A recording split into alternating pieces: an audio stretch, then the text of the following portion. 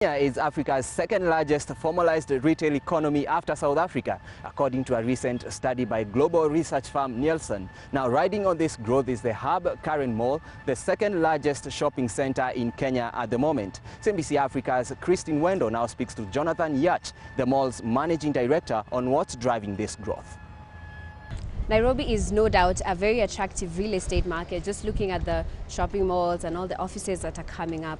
For an investor who's out there looking in, what makes Nairobi very attractive?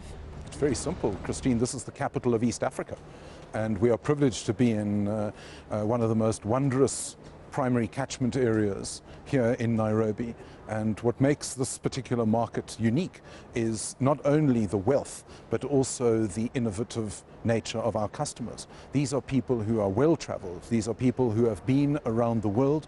They have experienced many opportunities from a retail, from an environmental, and from an architectural point of view. And as a result, when they come to this beautiful shopping center, the Hub Karen, more than a mall, they are able to understand, A, what we have tried to achieve, and they've been able to enjoy the eat, the play, and the shop experience. The plan is to have the Hub Karen as a mixed development facility. What is already there and what is yet to come?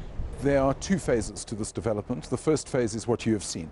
Over 1,200 parking bays anchoring the majority of the shopping center, just about 32,000 square meters of built environment, split between offices, gym and retail, about 130 tenants in total. The second phase will be the three-star hotel. The brand and the name is yet to be decided.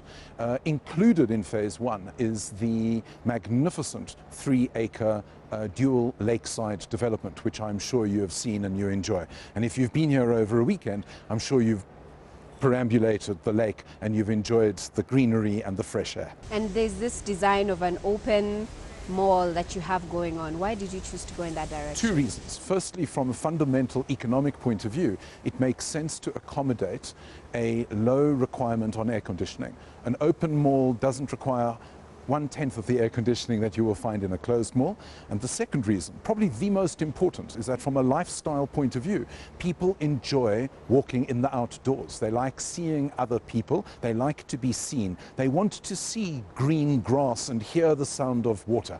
And all of those things you can achieve in this shopping center. Here at the Hub, we have one of the world's largest retail brands, which is Carrefour. And also recently, we've seen Game come into the market at the Garden City Mall. What is driving the urge for these lifestyle malls in Kenya? I think that there's a fundamental that a lot of the fourth estate miss out, and that retail follows customers. Where you have customers who are wealthy and you have customers with good disposable income, you can only accommodate the retail to suit those customers when the environment has been built to accommodate them. So it's only in the last 2 or 3 years that we have seen new retail malls being developed.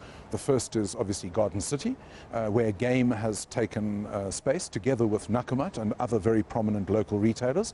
And given the opportunity presented by our development, we've been honored and we're very pleased to accommodate East Africa's first Carrefour. Carrefour on 55,000 square feet, 5,500 square meters, together with a number of new to shopping center retailers, Furniture Palace, Funscapes, and amongst others. Are there fears of oversaturation in this market? My view is very contrarian, Christine. My view is almost antagonistic to that particular position. My view is that because retailers need new space, maybe it's the other way around. Maybe the argument needs to be presented differently.